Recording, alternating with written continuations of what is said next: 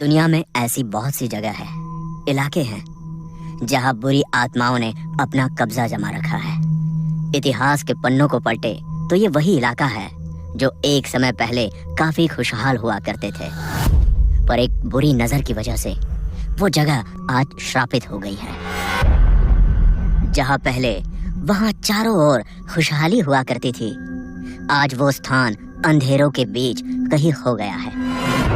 ऐसा ही एक स्थान है भानगढ़ का किला, जो अपनी भूतिया कहानियों को लेकर काफी चर्चाओं में है। शायद बहुत ही कम लोग ये जानते होंगे कि ये कहानियां नहीं बल्कि एक ऐसी खतरनाक सच्चाई है जिससे आज तक पीछा नहीं छुड़ाया जा सका। 300 साल पहले भानगढ़ का निर्माण 17वीं शताब्दी में राजा सवाई मान सिंह के छोटे भाई राजा माधव सिंह ने करवाया था।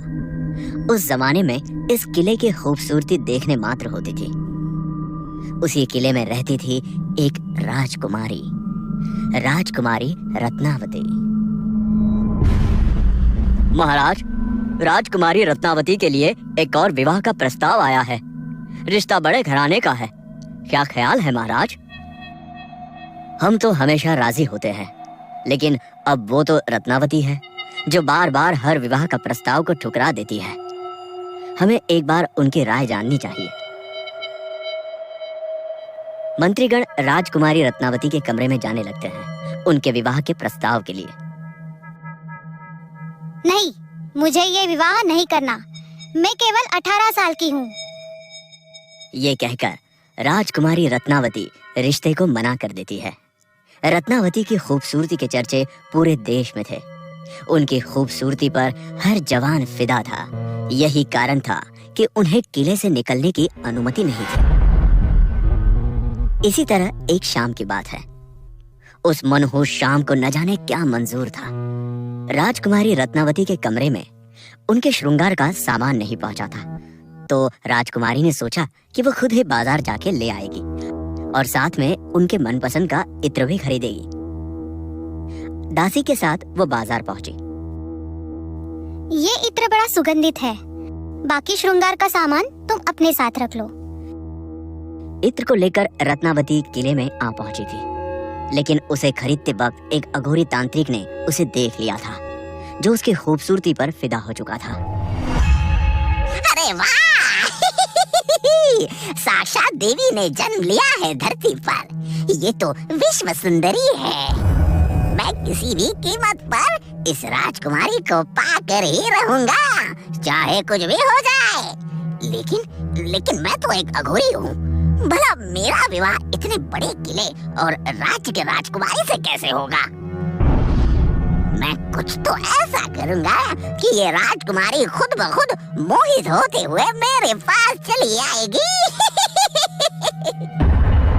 तब से वो अघोरी तांत्रिक भानगढ़ किले पर अपनी नजर रखने लगा। वो काला जादू, वशीकरण जैसे कामों में माहिर था। बस इसी का इस्तेमाल उसने रत्नावती को पाने के लिए किया। ये मेरा वशीकरण का हथियार। अब मैं इसे इस इत्र में डाल देता हूँ, जिसे इस्तेमाल करते ही रत्नावती खुद ब खुद खींची हुई मेरे तरफ चली आएगी। वो अघोरी तांत्रिक उस दुकान में जाता है जहाँ से रत्नावती के लिए इत्र मंगवाया जाता है। वही धोखे से वो उस इत्र में वशीकरण का मंत्र फूंक देता है, जिसे इस्तेमाल करते ही रत्नावती उसकी तरफ खींची चली आएगी। वो अपने योजना में सफल हो जाता है।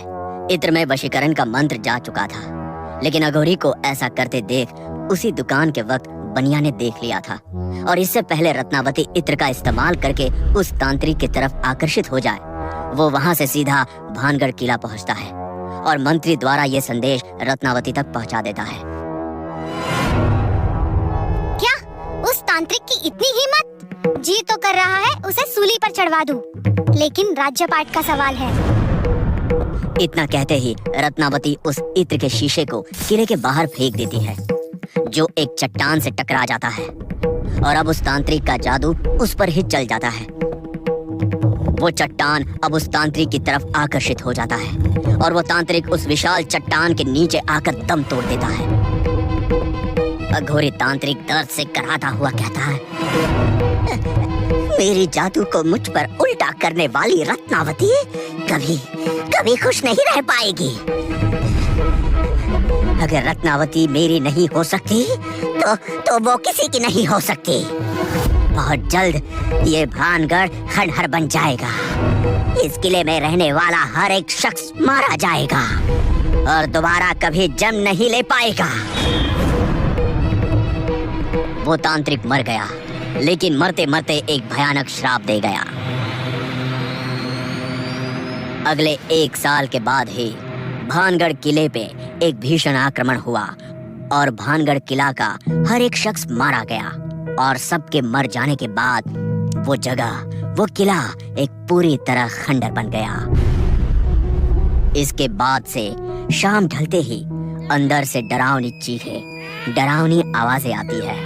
देर रात अंदर से रोने, हंसने, चीखने, चिल्लाने की आवाज भी आती है।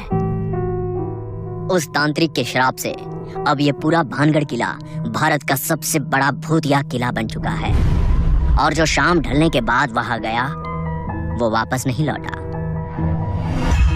क्या आपको भी उस किले में जाना है? तो हमारी कहानी को लाइक